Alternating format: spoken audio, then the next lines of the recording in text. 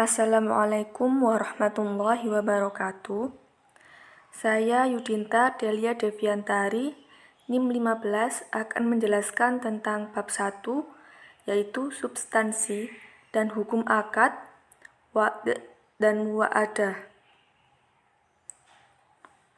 Yang pertama, substansi tasarruf, janji, dan akad.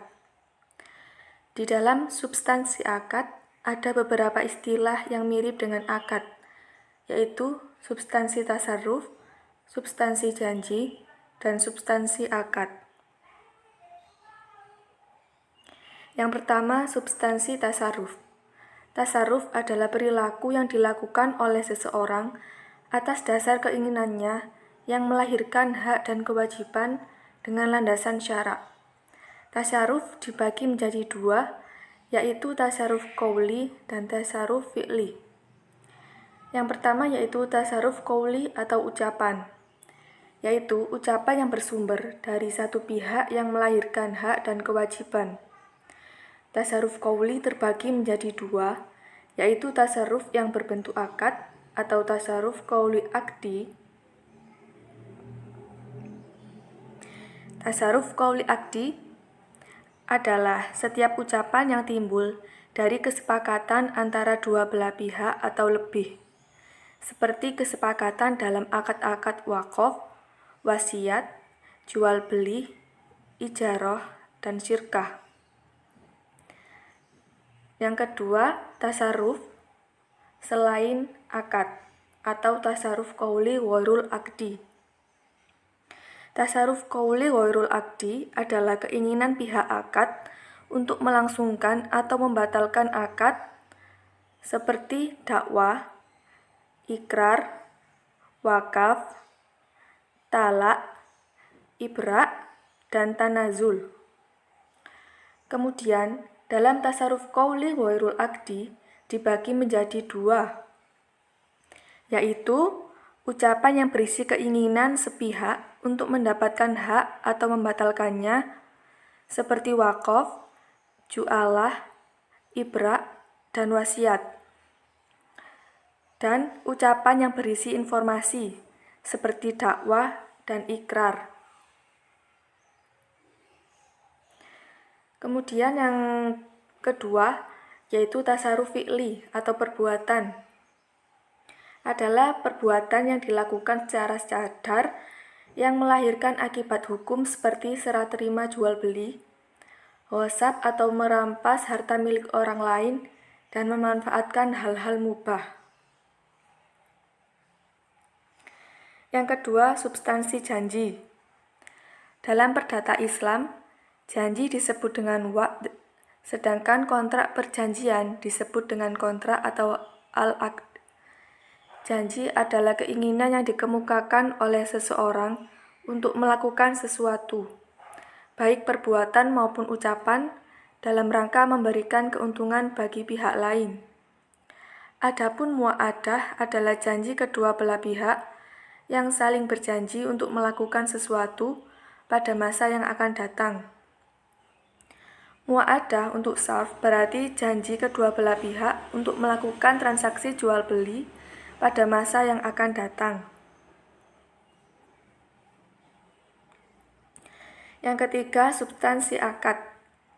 Menurut bahasa, akad adalah arab atau ikatan. Sedangkan menurut istilah, akad memiliki dua makna, yaitu makna khusus dan makna umum. Makna khusus akad yaitu ijab dan qabul yang melahirkan hak dan tanggung jawab terhadap objek akad atau ma'qud alaih. Sedangkan makna umum akad adalah setiap perilaku yang melahirkan hak atau mengalihkan, mengubah, atau mengakhiri hak, baik itu bersumber dari satu pihak maupun dua pihak. Yang B, ketentuan hukum wa'd, muwa'adah, dan akad. Yang pertama, hukum janji atau wa'd.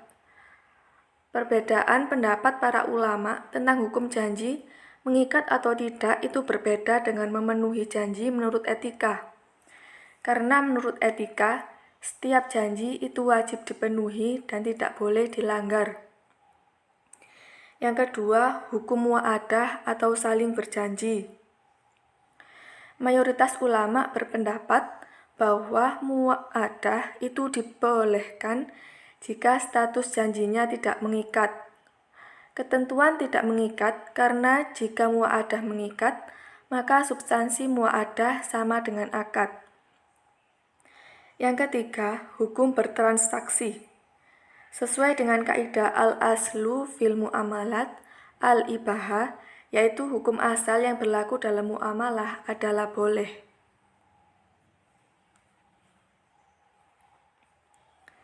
Kemudian C. Perbedaan antara tasarruf, wa' atau janji, dan akad. Yang pertama, yaitu tasarruf lebih umum daripada akad. Yang kedua, perbedaan antara wa' dan akad adalah melakukan transaksi pada saat itu atau bukan pada masa yang akan datang. Yang ketiga, berbeda dengan wa' atau janji, karena janji adalah keinginan untuk melaksanakan transaksi pada masa yang akan datang. Yang keempat, kontrak adalah sikap untuk melahirkan suatu perbuatan pada saat itu. Sedangkan janji hanya merupakan suatu penyampaian keinginan atau ikhbar. Yang kelima, kontrak bersifat mengikat atau mulzim para pelakunya. Wajib dilaksanakan baik dari sisi hukum maupun dari pandangan agama ketika semua persyaratan terpenuhi. Yang keenam, karakteristik akad adalah kesepakatan antara dua pihak atau lebih yang melahirkan hak dan kewajiban bagi pihak-pihak akad. Sedangkan tasarruf dilakukan oleh satu pihak dan melahirkan kewajiban. Berbeda dengan wa' yang dilakukan pada masa yang akan datang dan melahirkan kewajiban. Yang ketujuh, tasarruf adalah ungkapan yang timbul dari satu pihak yang melahirkan hak dan kewajiban. Sedangkan akad adalah setiap hal yang timbul dari kedua belah pihak yang melahirkan hak dan kewajiban. Yang terakhir, para ahli fikih sepakat bahwa akad melahirkan hak pada saat akad atau sekarang. Sedangkan wa' adalah melahirkan kewajiban pada masa yang akan datang. Kemudian D. Contoh penerapan dalam bisnis dan keuangan menurut fatwa DSN. Yang pertama, yaitu janji jual beli atau hibah dalam akad musyarakah mutanakisah. Musyarakah mutanakisah adalah musyarakah atau syirkah yang kepemilikan aset atau barang atau modal salah satu pihak atau syarik berkurang disebabkan pembelian secara bertahap oleh pihak lainnya. Menurut fatwa DSN, janji yang dimaksud itu mengikat kedua belah pihak sebagai berikut.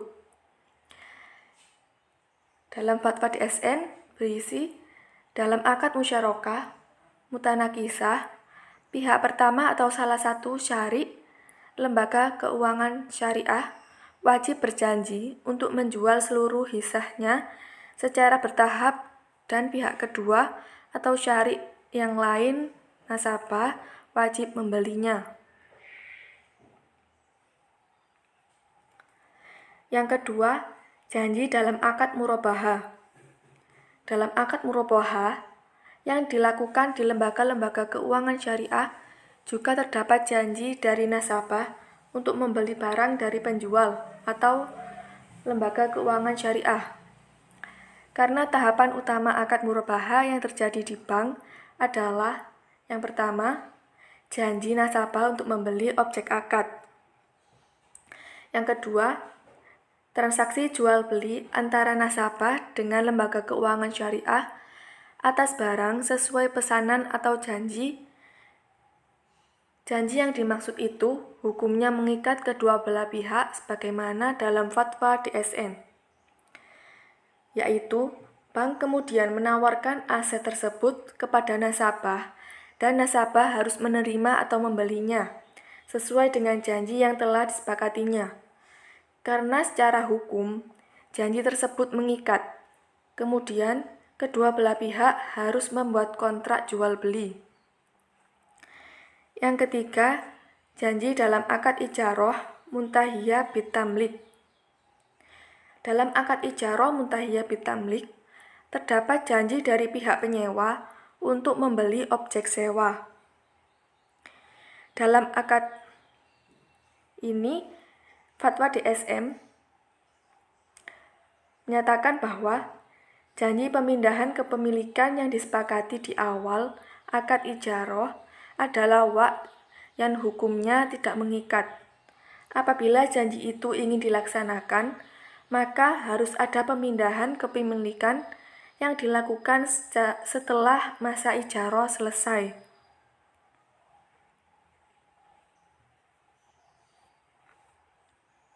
Kemudian yang keempat, janji dalam produk rekening koran syariah, musyarakah.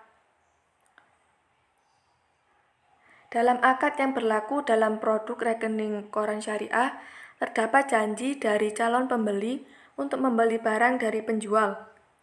Janji yang dimaksud itu juga mengikat kedua belah pihak sebagaimana fatwa DSN, yaitu pembiayaan rekening koran syariah, musyarakah dilakukan berdasarkan akad musyarakah dan boleh disertai dengan wa'd atau janji. Yang kelima, janji dalam akad forward agreement.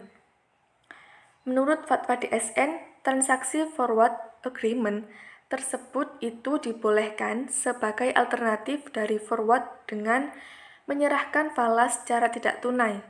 Sebagai penjelasan fatwa DSN, yaitu sedangkan transaksi forward, yaitu transaksi pembelian dan penjualan falas yang nilainya ditetapkan pada saat sekarang dan diberlakukan untuk waktu yang akan datang, antara 2 kali 24 jam sampai dengan 1 tahun.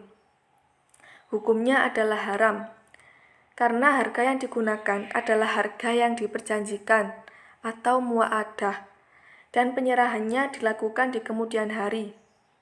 Padahal harga pada waktu penyerahan tersebut belum tentu sama dengan nilai yang disepakati, kecuali dilakukan dengan bentuk forward agreement untuk kebutuhan yang tidak dapat dihindari atau lil hajah.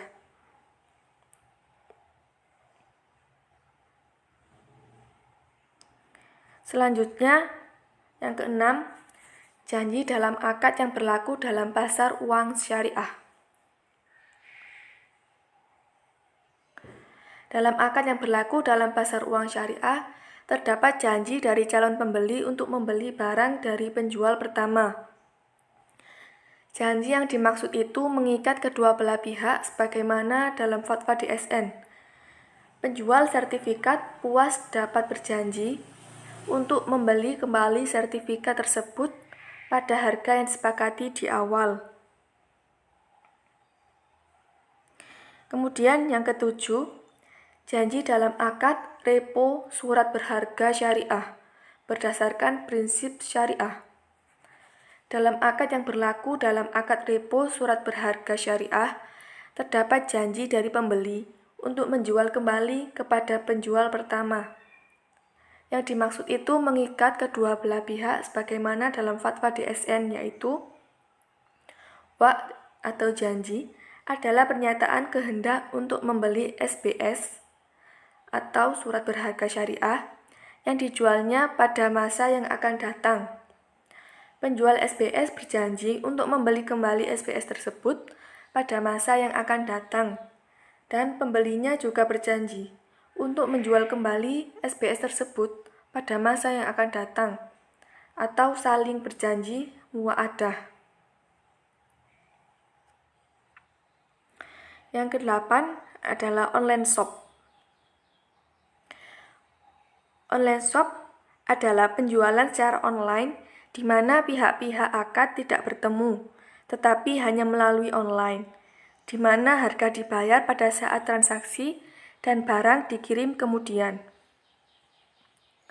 Dalam subhukum bertransaksi, transaksi online shop ini diperbolehkan karena tidak ada nas atau ijma yang melarang transaksi ini. Di samping itu, ini cara mudah pembeli mendapatkan komoditas yang diinginkan tanpa harus pergi ke pasar. Online shop juga bermanfaat bagi pelaku online shop yang mendapatkan fee atas jasanya menjual komoditas. Kemudian yang terakhir yaitu ojek online. Ojek online adalah termasuk bisnis yang unik akhir-akhir ini.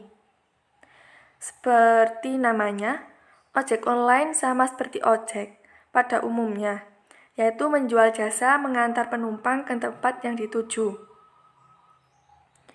Dalam ojek online, pemesanan melalui online. Si pemilik kendaraan mendapat upah atas jasa dari perusahaan, sedangkan penumpang mendapatkan fasilitas dengan harga yang lebih murah. Dalam subhukum bertransaksi, maka transaksi ojek online ini diperbolehkan karena tidak ada nas atau ijma yang melarang transaksi ini. Di samping itu, ini cara mudah penumpang mendapatkan jasa transportasi yang diinginkan tanpa harus menunggu di pinggir jalan. Juga bermanfaat bagi pelaku ojek online yang mudah mendapatkan penumpang. Sekian penjelasan dari saya. Mohon maaf apabila ada kesalahan kata. Terima kasih. Wassalamualaikum warahmatullahi wabarakatuh.